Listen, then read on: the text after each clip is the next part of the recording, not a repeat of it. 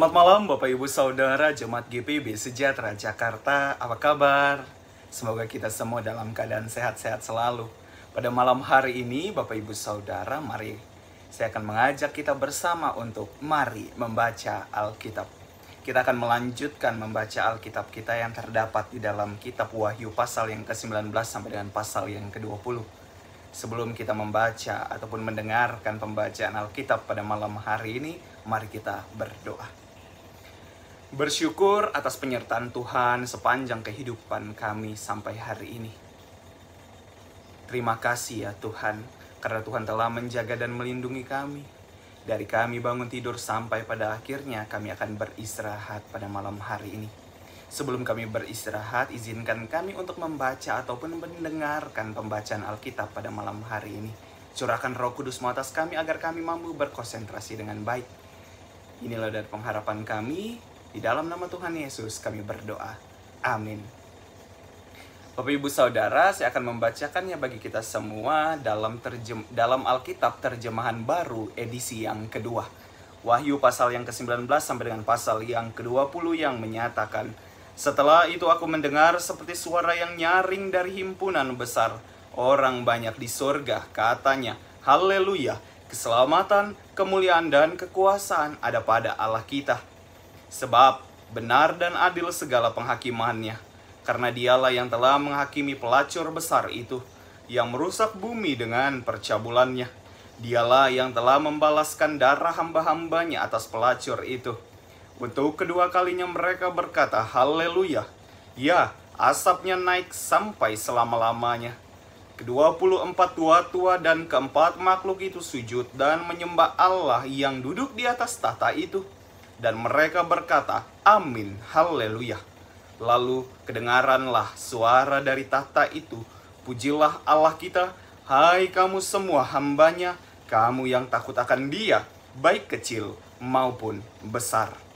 Kemudian aku mendengar seperti suara himpunan besar orang banyak, seperti desau air bah, dan seperti deru gunung, guru yang hebat. Katanya, Haleluya, karena Tuhan Allah kita yang maha kuasa telah menjadi Raja.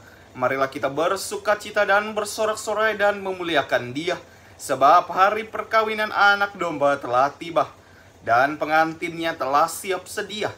Kepadanya dikaruniakan supaya memakai kain linen halus yang berkilau-kilauan dan putih bersih.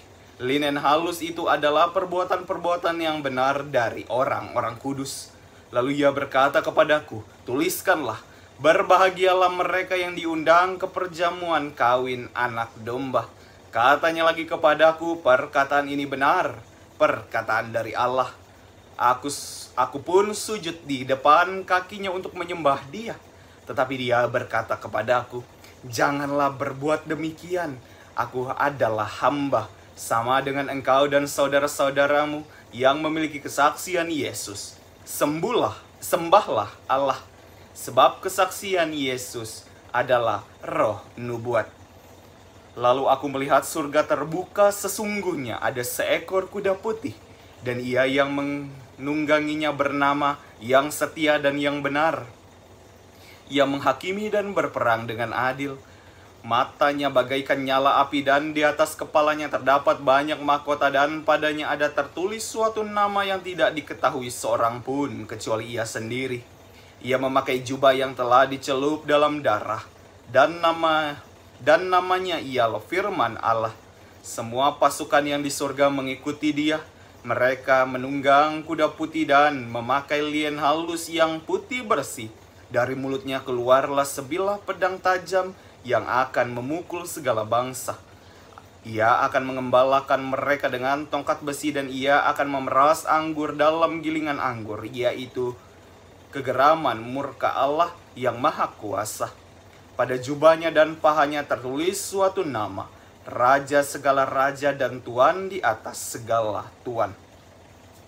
Lalu aku melihat seorang malaikat berdiri di dalam matahari dan ia berseru dengan suara nyaring kepada burung yang terbang tinggi di langit.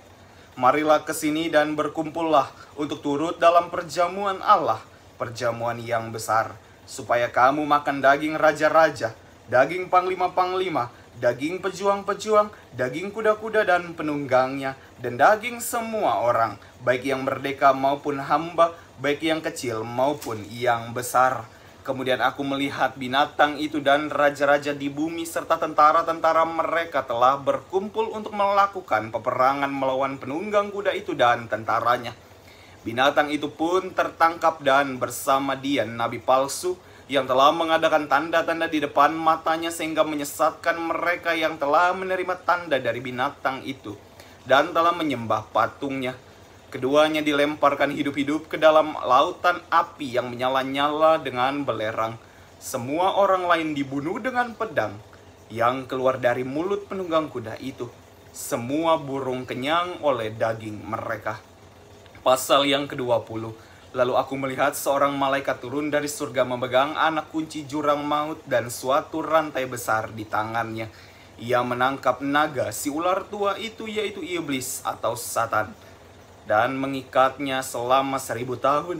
Ia melemparkannya ke dalam jurang maut, lalu menutup jurang maut itu dan memateraikannya di atasnya supaya ia jangan lagi menyesatkan bangsa-bangsa. Sebelum berakhir masa 1000 tahun itu setelah itu ia akan dilepaskan untuk waktu yang singkat. Lalu aku melihat tahta-tahta dan orang-orang yang duduk di atasnya. Kepada mereka diserahkan kuasa untuk menghakimi.